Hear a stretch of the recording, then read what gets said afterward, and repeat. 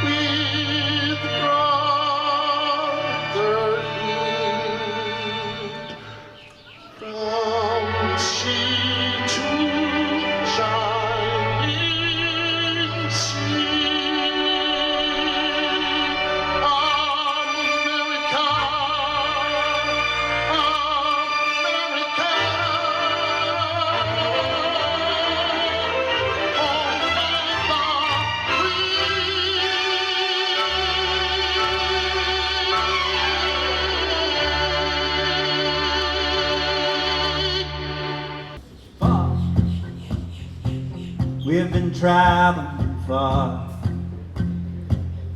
without a home, but not without a star. Free, all in one and free. We huddle close, hang on to the dream. On the boats and on the planes, they're coming to America, never looking back again. They're coming to America. Home, don't it seem so far away? Oh, we're traveling light today in the eye of the storm. In the eye of the storm. Home to a new and shining place. Make our bed and say our grace. Freedom light burning warm. Freedom lights burning warm.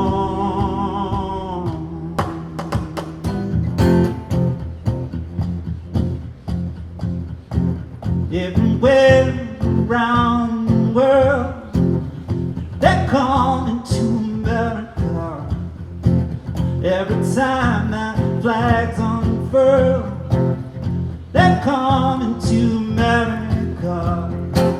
Got a dream to take them back. They're coming to America, yeah. Got a dream and come to share. They're coming to America, yeah. They're coming to America. They're coming to America. They're coming to America. They're coming to America. They're coming to America. They're coming to America. They're coming to America. They're coming to America. Today, they're coming to America. Today, they're coming to America. Today, they're coming to America. Today, they're coming to America. Today, they're coming to America. Today, they're coming to America. Oh, today, they're coming to America. Today, they're coming to America. Oh, today, my country's disappeared. Today, seek land and liberty. Today, I'll be a citizen. Today, I'll be a citizen. Oh, today. Good evening, ladies and gentlemen. My name is Beth Smith, and I'm president of the Rotary Club of St. Simons Island, Georgia. On behalf of our membership, it is my pleasure to welcome you to the 29th annual Taps at Twilight Memorial Day program. The Rotary Club of St. Simons Island has arranged this evening's program to honor the men and women who have fallen in the service of our country, as well those who bravely served and returned, and those who are serving today. This annual tribute began in 1991 as an observance of Memorial Day. This day is set aside by our nation to honor more than 1 million men and women who have died in military service to our country in wars and conflicts dating back to 1775. This is a special day, a day to unite all Americans as we gather to pay homage to those who have given their lives for our country. Always remember that without their sacrifice, we would not enjoy the freedoms and liberties we have today. And never forget that for every freedom and liberty we have, we too have an ongoing obligation. The Rotary Club of St. Simons Island has created a special tribute to honor our veterans, displayed as a veterans walkway around the flagpole in front of the bandstand here in Neptune Park. If you would like to place a brick to honor a veteran, please contact our club at ssirotary.org. Thank you.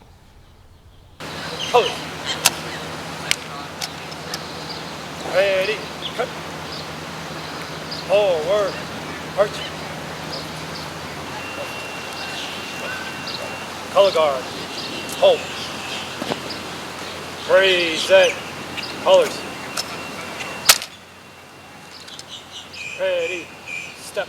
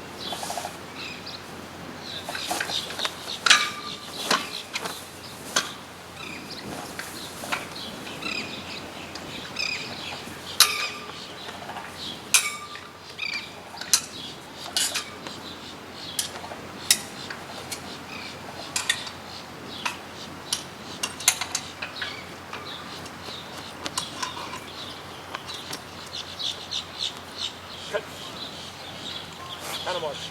March.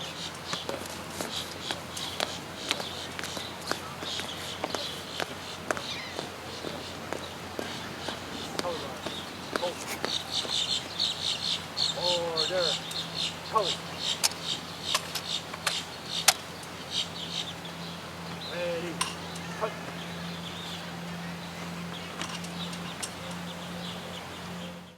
Oh, say, can you see by the dawn's early light what so proudly we hail at the twilight's last gleaming, whose broad stripes and bright stars through the perilous fight o'er the ramparts we watched were so gallantly streaming. In the rocket's red glare, the bombs bursting in air gave proof through the night that our flag was still there.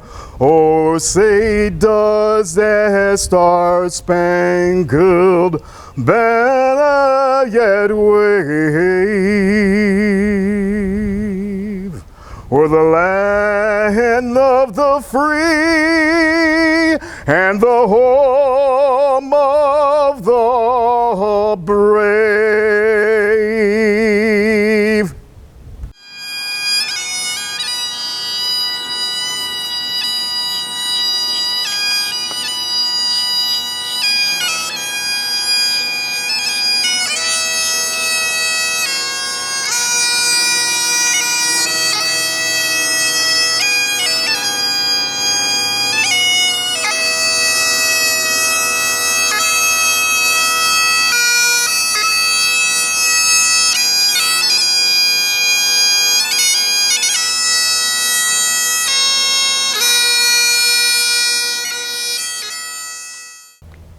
Please bow your head with me in prayer.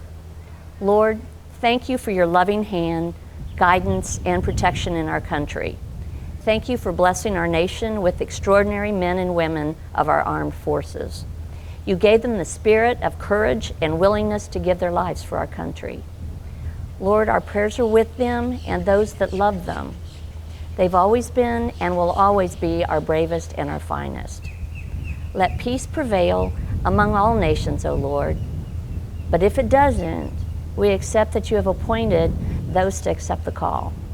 Be with them, O Lord.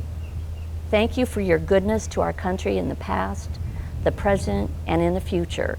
May you, the author of liberty, always shine upon our good land and our great people. Amen.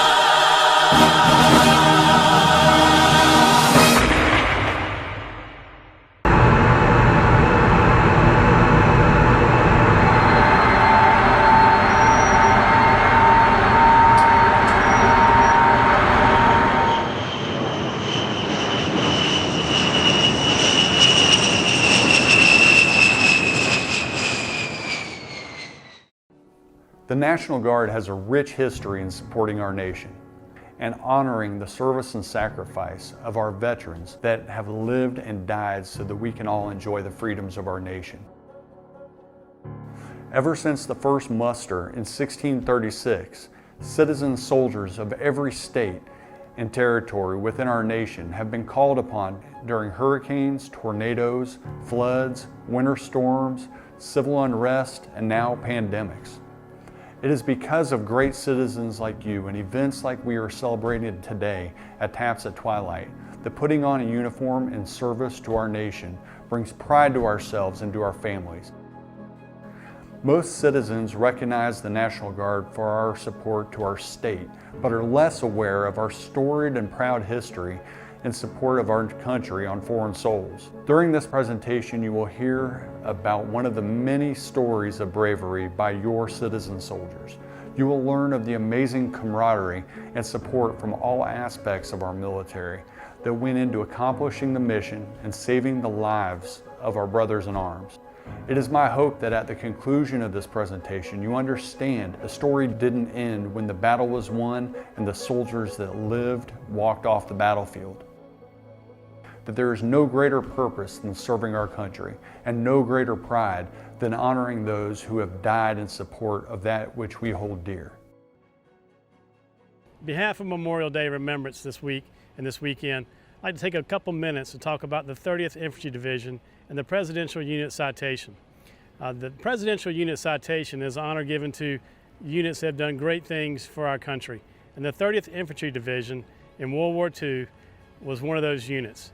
Now, it's taken 75 years for them to get the award, but there's some dedication and hard work by many, we made it happen. After 75 years, they are finally awarded the Presidential Unit Citation, long overdue. 30th Infantry Division is still engaged in protecting the freedoms of America. They are deployed to the Middle East, and our thoughts and prayers are with them as well. The Battle of Mortain occurred August 6 through August 12, 1944, involving the 30th Infantry Division in Normandy, France.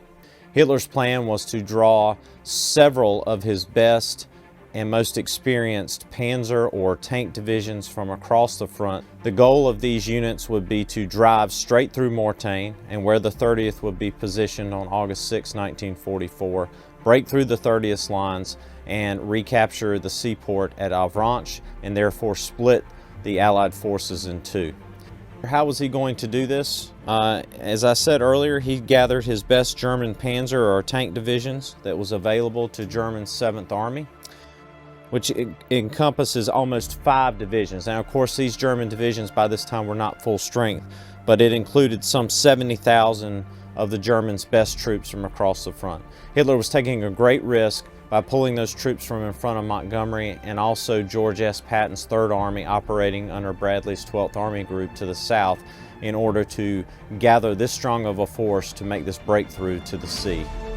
The 30th would face this onslaught with about between 12 and 15,000 soldiers, give or take the attachments that they would have at the time. Early in the morning of August 7th, with a low fog, the attack is launched. They quickly move into Mortain's center city. They bypass the 314 hill there and the units thereon to move straight into the city center. And it is that time that the staff of the 2nd Battalion 120th, which has most of the units right in the city center and on Hill 314, that staff and the commander, Lieutenant Colonel Hardaway, go into hiding. And they will evade the Germans for the next 24 hours by hiding in the basements of several buildings. It won't be until the morning of August 8th that they are actually captured by the Germans inside the city there.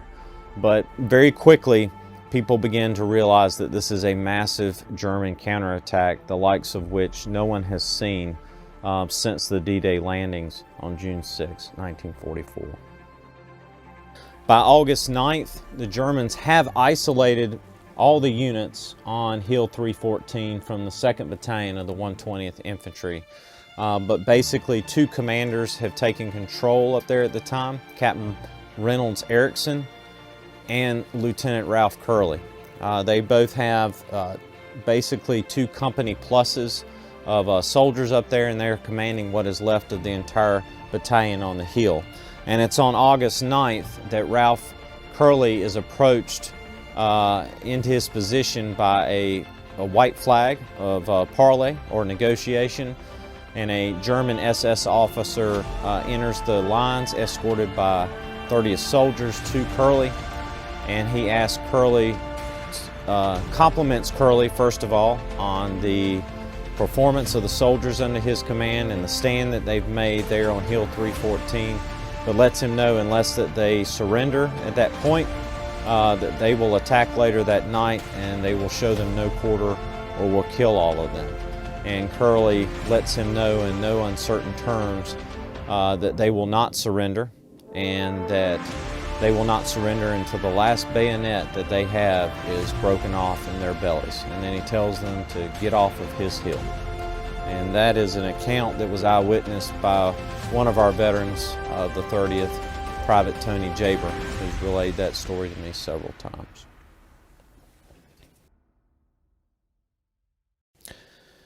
On August 10th, there are numerous attempts to resupply the isolated soldiers on Hill 314, both by Piper Cub aircraft. The Piper Cub aircraft was a small aircraft that was used by artillery spotters, and they were assigned to the 30th Division. They tried to airdrop supplies to them, but they also tried to spot good places to fire artillery shells that they would use to fire actual supplies into their positions. Most of these efforts were unsuccessful, and probably the worst ones, they needed plasma for soldiers who were wounded on the hill, and they did try to shoot those plasma in artillery shells, and of course most of the plasma was actually broken upon impact. But this was an innovative way to try to supply the soldiers on Hill 314 on August 10th. By August 12th, the 35th Division is moving up from the 30th south here from Barenton. You see the name here on the road to Barenton. They are moving up here to provide relief for the beleaguered soldiers on Hill 314.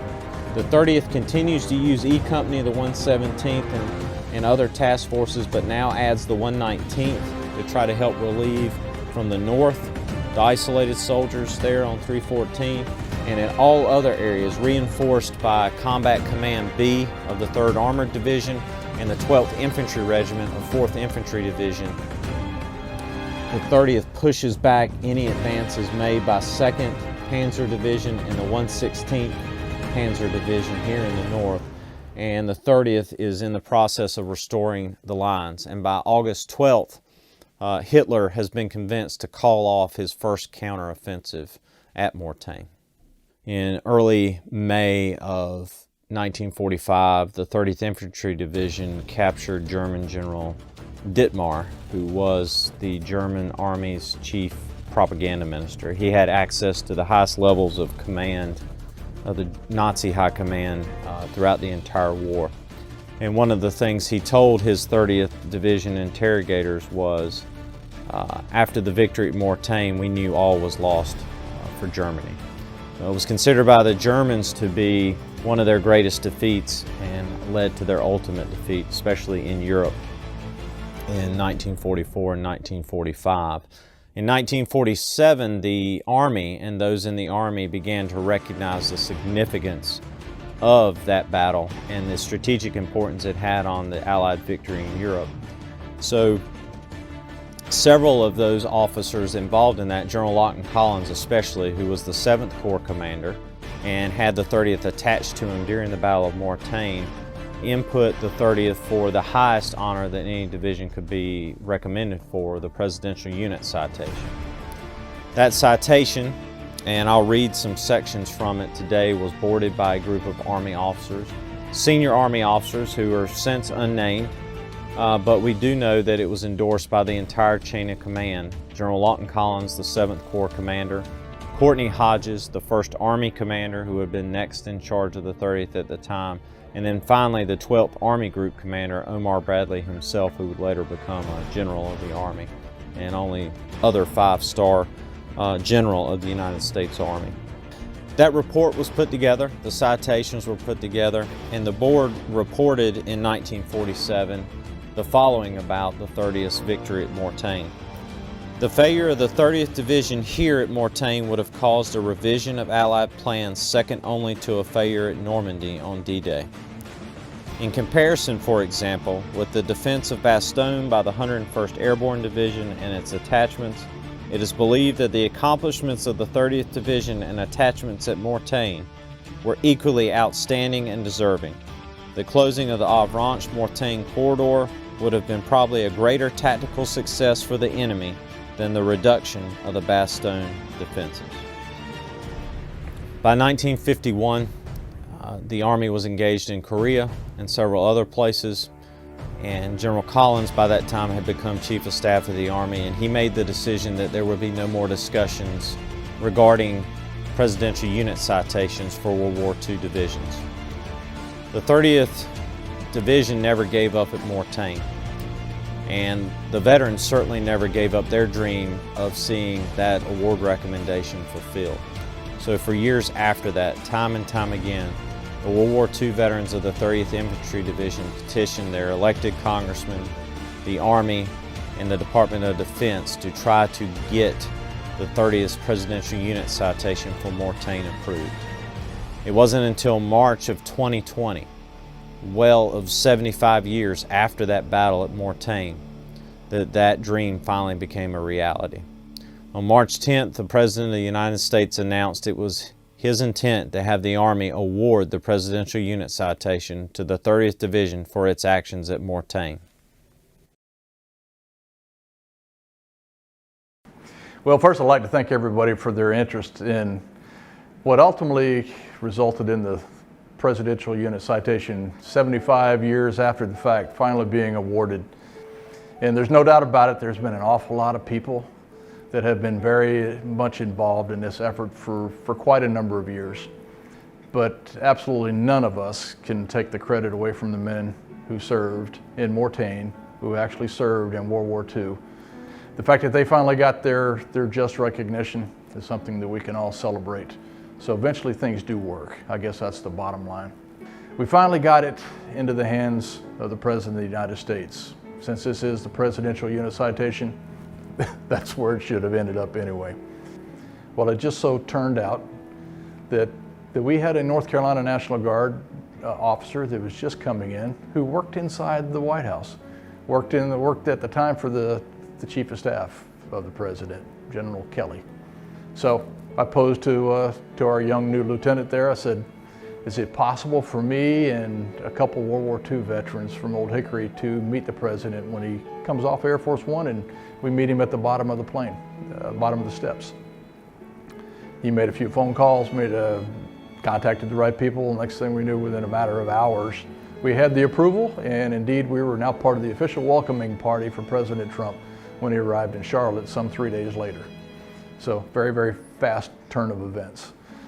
Well, unfortunately, a lot of our World War II veterans are getting older to the point that their mobility is questionable.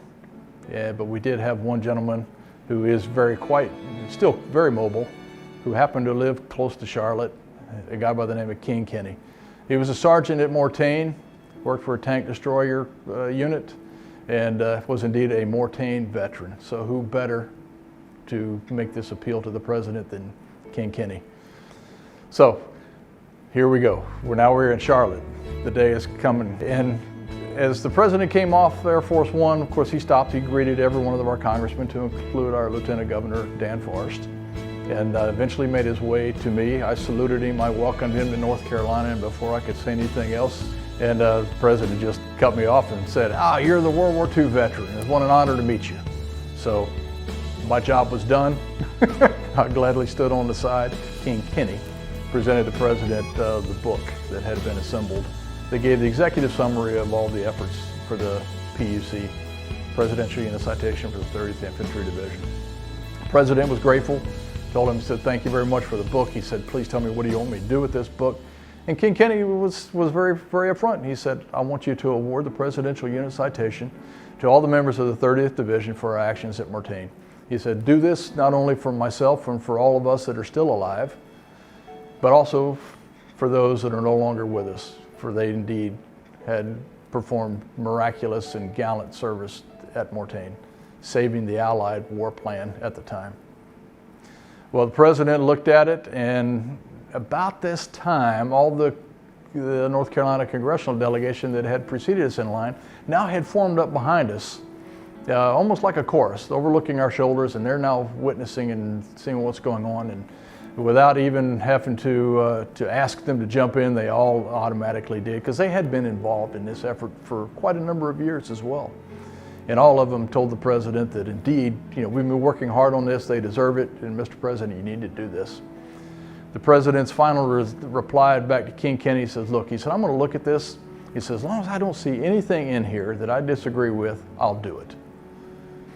And here we are today, celebrating a very late but much deserved recognition on behalf of those men who served on top of Hill 314 in the surrounding areas of Mortain that stopped a very large German counteroffensive aimed at splitting the Allied invasion and to drive a wedge between the Allies, the Americans, and the rest of the Allied forces, and drive all the way to the sea, and could possibly have actually caused the war to drag on for months, if not even for other years. But they did their job. We're proud of them. They are indeed the heroes of Old Hickory. They deserve this, and thanks to President Trump and so many other people, they can finally get their just recognition.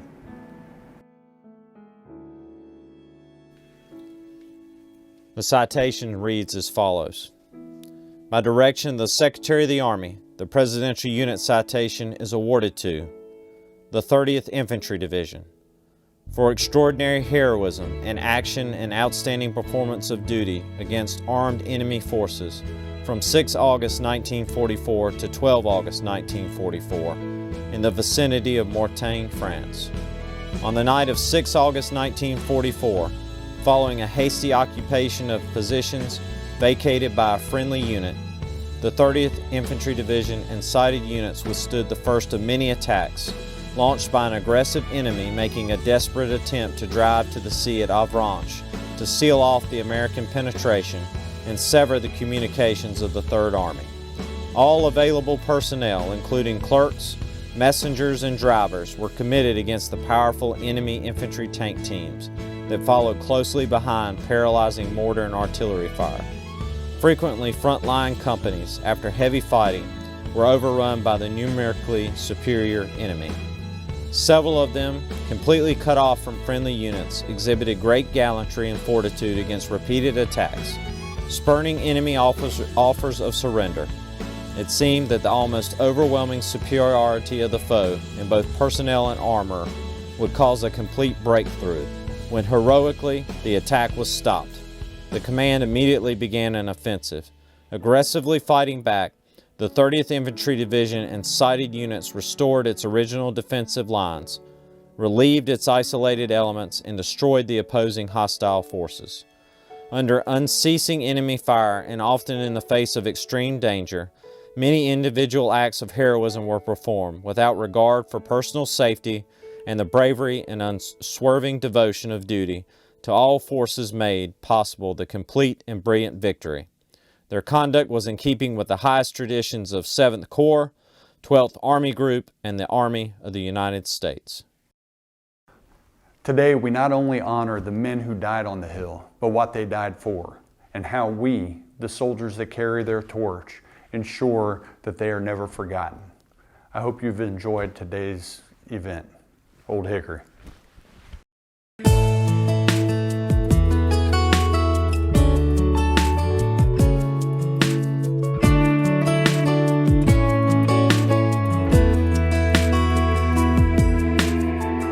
Empty chair up against the bar, a cold beer and a purple heart, a picture of a soldier that I never knew. It's just another vacation day for most of us on Memorial Day, but not for that KIA and dress blues. And I got to thinking to myself, well, That's someone's brother, someone's son, a life cut short that just begun. A mono soldier, a Marine down to the core. He got the call, he did his part, but the part that breaks my heart, he has to rest in peace on some forgotten shore. Maybe I can do a little more to be an American worth dying for.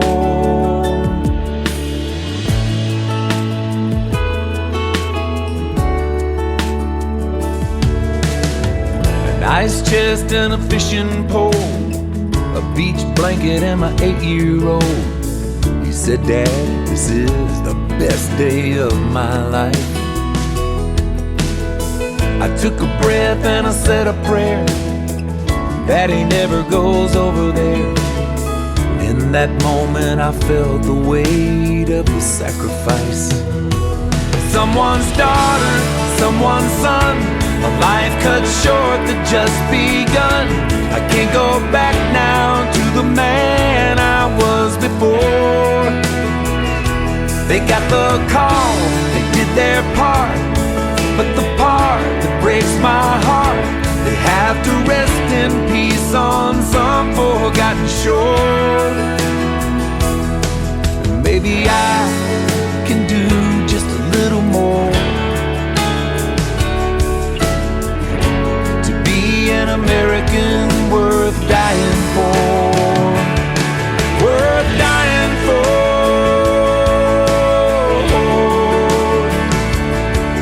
Worth dying for.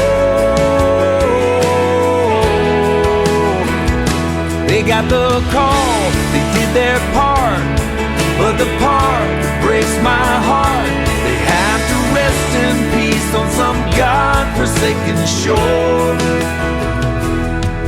Maybe I can do just a little more to be an American worth dying for. Worth dying for.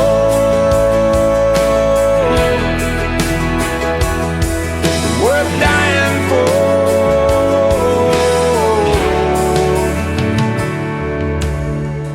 Empty chair up against the bar,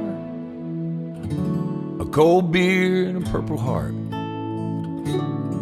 Thank you, Sergeant Ryan Ennis.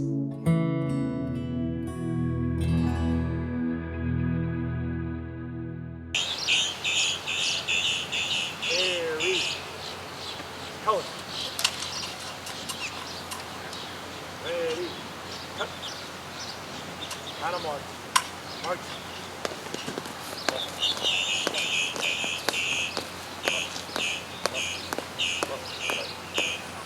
Hold on. Hold. Ready, set. Hold. Ready. Step.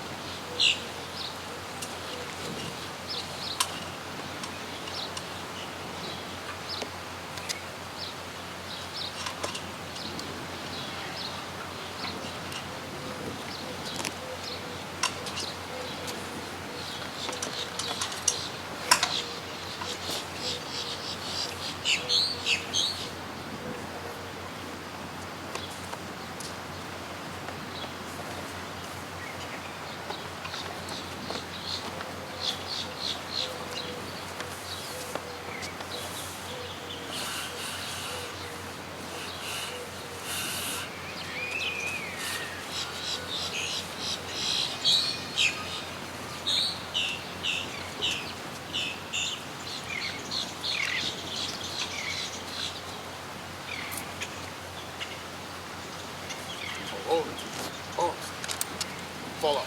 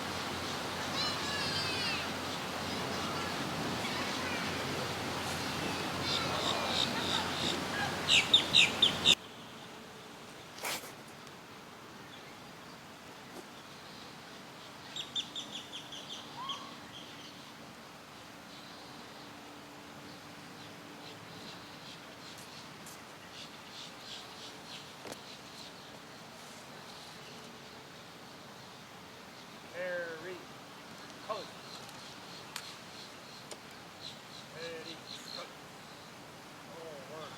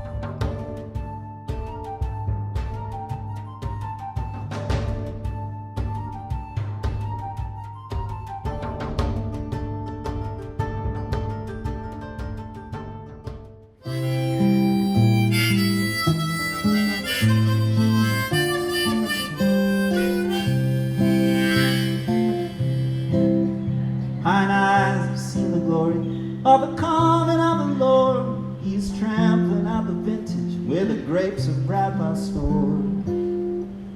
He had loosed the faithful lightning of his terrible swift sword. His truth is marching on.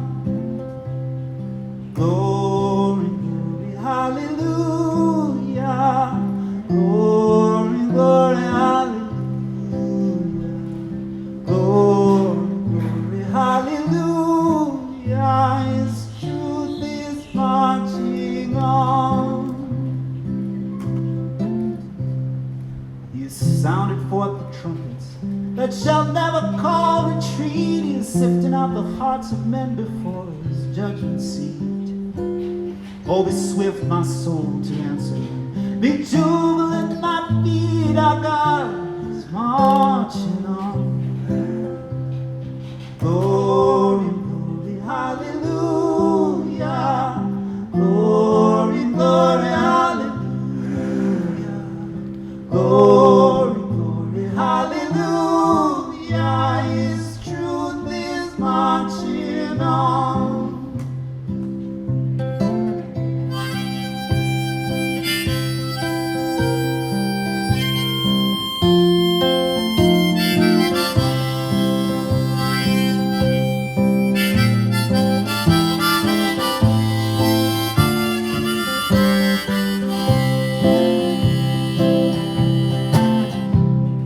Glory, glory, hallelujah. Glory, glory, hallelujah. Glory, glory, hallelujah. His truth is marching on. Glory, glory, hallelujah. Glory, glory, hallelujah. Glory, hallelujah. His truth is marching on. Oh, His truth is marching on.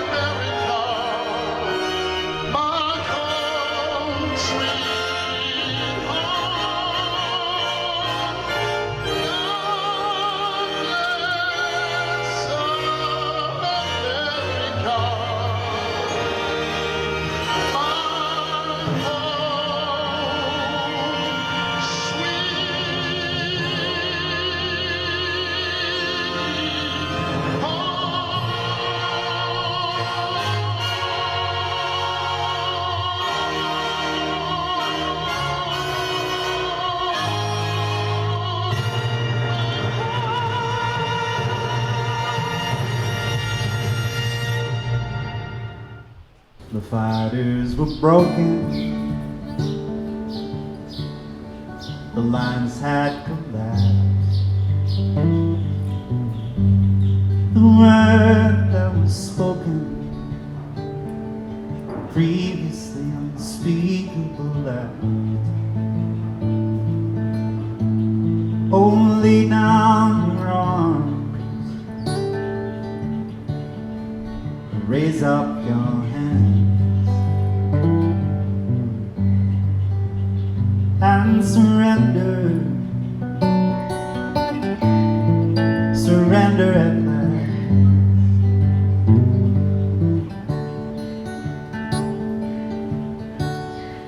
The order like wildfire burn through the ranks. Each new man that it touched on a new path, and now we whisper and utter some things. Surrender, oh, surrender at last.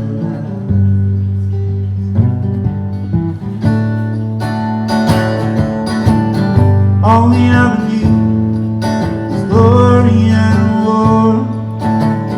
Turns out the first one is only meant for us if we left our bones on the battlefield. Our faces back home, frozen in frames of steel next to the flames that never healed.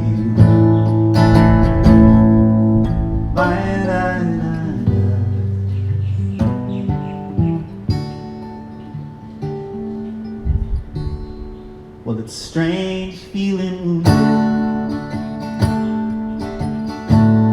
with a body that's whole.